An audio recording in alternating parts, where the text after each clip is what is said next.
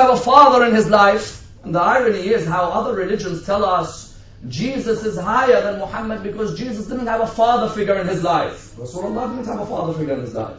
Rasulullah was born without that father figure being there in his life. In the same way Jesus went through a trial, Rasulullah went through a trial as well. Abu Lahab waited for the day for the birth to happen. When the birth happened, he performed an act that our brothers in other schools in Islam have said is an act which will bring him a bit of mercy while he is being punished. What was the act? He freed his slave girl when Rasulullah was born. When his nephew was born, he said, out of the love I had for my younger brother who's not alive anymore, and out of the love I have for this newborn Muhammad, I'm going to free my slave girl at this moment. So he freed his slave girl.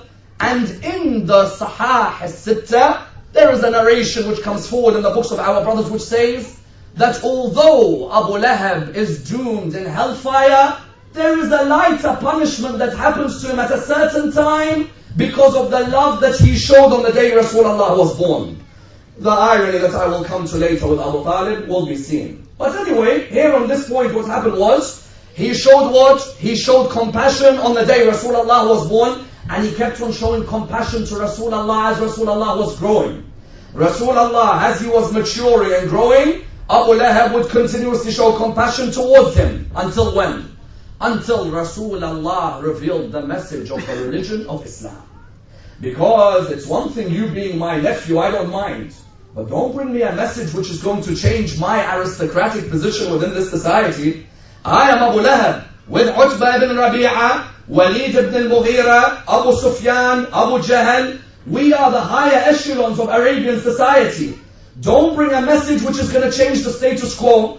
And it's ironic how this aspect of human beings exists until today.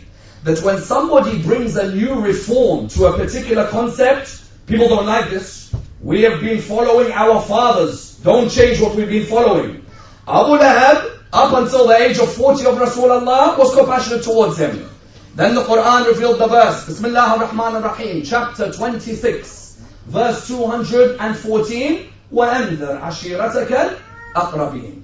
Warn your nearest relatives. Rasulullah, now that he's the Prophet of God, he had to warn his nearest relatives of the message of the religion of Islam. Who did he ask to prepare a feast? A young 13-year-old by the name of Ali ibn Abi Talib. He asked him to prepare a feast for all the relatives to join in. The narration states, Amir al-Mu'mineen prepared the feast, because at the same time, it's Amir al-Mu'mineen's family. Abu Lahab is Ali ibn Abi Talib's uncle. In the same way, he's Rasulullah's uncle. All of the uncles were invited. Abbas, Abu Talib, Haritha, Hamza, Zubair, all the uncles of Rasulullah were invited towards this feast. When they were invited, Rasulullah sees them, they're all gathered. He then tells them, I come to you with a message that there is no God but God, and that I, Muhammad, am the messenger of God, sallallahu alayhi wa sallam. I am the messenger of God, and that there is a day of judgment when you will be made accountable for all your actions, and that I have come with a religion that brings equality between the rich and the poor, and a religion that does not differentiate between the races of the people. Abu Lahab stood up and he mocked him. Muhammad, what is this ridiculous talk that you are bringing to us? We are those who believe that there is a hierarchy within society, that the colored is less than the person who is an Arab, and that the rich is higher than the one who is poor. What is this talk that you bring? Rasulullah had continued by making a line which infuriated Abu Lahab. Rasulullah said, whoever believes in my message will be the Khalifa and the Wasi after me. Who was it that came up and said, I believe in your message, Ya Rasulullah? The young Amir al-Mu'mineen stood up and said, Ya Rasulullah, I believe in your message. I believe in your message. I believe in your message. There is a narration which states that certain people say Amir al-Mu'mineen at the time, he was young. He didn't understand what was happening. There is a narration which states that Rasulullah tells Amir al-Mu'mineen, are you sure you want to accept this message? Shouldn't you speak to your father Abu Talib first? He replied by saying, Allah subhanahu wa ta'ala did not ask my father Abu Talib for permission when he created me. Therefore, I do not need to ask my father before I submit back to Allah subhanahu wa ta'ala. Here you found, when he said this, you know what Abu Lahab did? He looked at Abu Talib. He said, Abu Talib, I'm surprised you aren't embarrassed by the situation. He said to him, what do you mean? He said, your son Ali may rule over you one day. Now that Ali is the Khalifa after Muhammad, he may rule over you one day. Abu Talib remained silent at that time. Rasulullah at that same period went near this mountain. This mountain, whenever you'd want to make an announcement of an army which is going to attack the land, you would go to the mountain and you'd call out, Wa Sabaha, Wa Sabaha. Wa Sabaha means what? In the morning time, I've made an announcement for the people to come. Everybody came. They said, Muhammad, what is it? He said, if I were to tell you there's an army coming behind there, would you believe me or no? They said, of course we'd believe you. You are Sadiq, you are Al-Amin, the truthful and the trustworthy. He said, I have come to you with the message of Islam, the message of peace and purity, the message that will bring you prosperity in this world and salvation in the other. Unfortunately, they took this badly. And many of them sided with Abu Lahab when Abu Lahab heard this. Abu Lahab had two sons at the time, Utbah and Utayba. And this is a very important point because many of you have asked me questions on this on many of the previous lectures. He had two sons, Utbah and Utayba. Utbah was married to Ruqayya. Utayba was married to Kulthum. Which Ruqayya, which Kulthum? The stepdaughters of Khadija. That is a very important issue. Why? Because there are people who come forward and say that Khadija had a number of daughters. She had Zainab and Ruqayya and Kulthum and Fatima. No. Ruqayya was married to Utayba and Kulthum, who was married to whom? Ruqayya was married to Utbah and Kulthum, who was married to Utayba.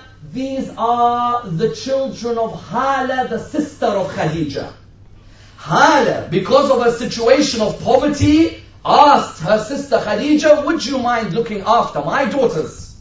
When these daughters were brought up by whom? When they were brought up by Khadija, people would then go on to say that these are the daughters of Khadija.